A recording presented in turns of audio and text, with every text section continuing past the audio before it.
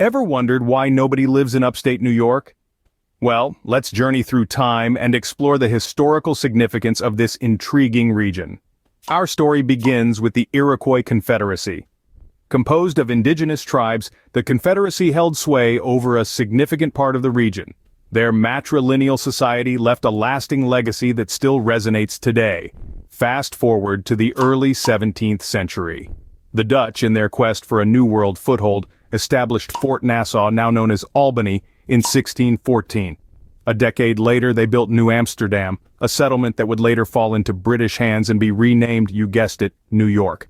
The American Revolutionary War brought with it a tide of change. The Iroquois Confederacy was split in allegiances, causing consequences for their sovereignty and resulting in substantial land loss. These events altered the demographic fabric of the region, setting the stage for the New York we know today.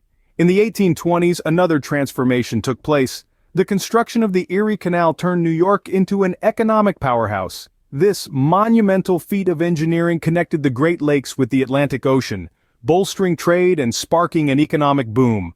Despite these historical events and economic developments, upstate New York couldn't shake off its relative emptiness. Its diverse geography, from the Adirondack Mountains to the Hudson Valley, the Finger Lakes region to the Great Lakes, remained largely uninhabited. Even the harsh continental climate, which influenced historical settlement patterns, couldn't account for the area's low population density. The strategic location of New York City played a significant role in this distribution. As a global financial center, it attracted continuous immigration and economic growth.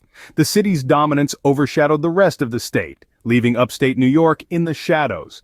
But despite this rich history and economic transformation, upstate New York still feels relatively empty. Why is that? Stay tuned as we delve into the present-day scenario in our next segment. Fast forward to the present day, and the situation seems to have not changed much. Despite New York State's vast geographical diversity, with the Adirondack Mountains, Hudson Valley, Finger Lakes region, Great Lakes, and Long Island all within its borders, the state's population continues to be concentrated primarily in New York City.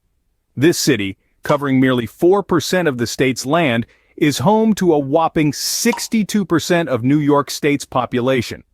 Upstate New York, while abundant in natural beauty and resources, experiences a severe continental climate which has historically influenced settlement patterns. The harsh winters can be a deterrent to many, making the milder climate of the city more appealing. Historical events, together with economic factors, have also played a significant role in shaping the state's demographic trends and population distribution.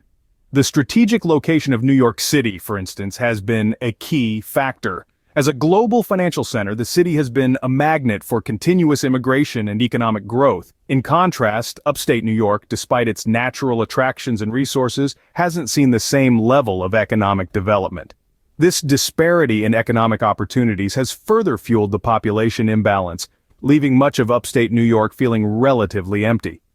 If we look further north, the absence of major U.S. cities along the St. Lawrence River can be attributed to a combination of historical tensions, climate, and competition with the Great Lakes and the Erie Canal. These factors have further contributed to the low population density in these regions of the state. Yet, a shift seems to be on the horizon. New York City has been losing population in recent years, suggesting a potential change in residents' preferences. Despite this, the city still remains the state's focal point, with the rest of the state, especially upstate New York, lagging behind in population. So while New York City has been losing population in recent years, suggesting a potential shift in residents' preferences, it still remains the state's focal point, leaving upstate New York largely unpopulated.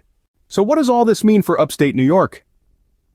In a nutshell, the historical significance, demographic trends, and economic factors have all played a part in shaping the region's population distribution.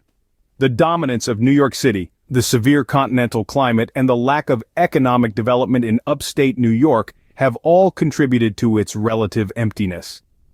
It seems that a combination of historical, geographical, and economic factors have contributed to the lack of population in upstate New York. But who knows? As New York City continues to lose population, we might see a shift in this trend in the future.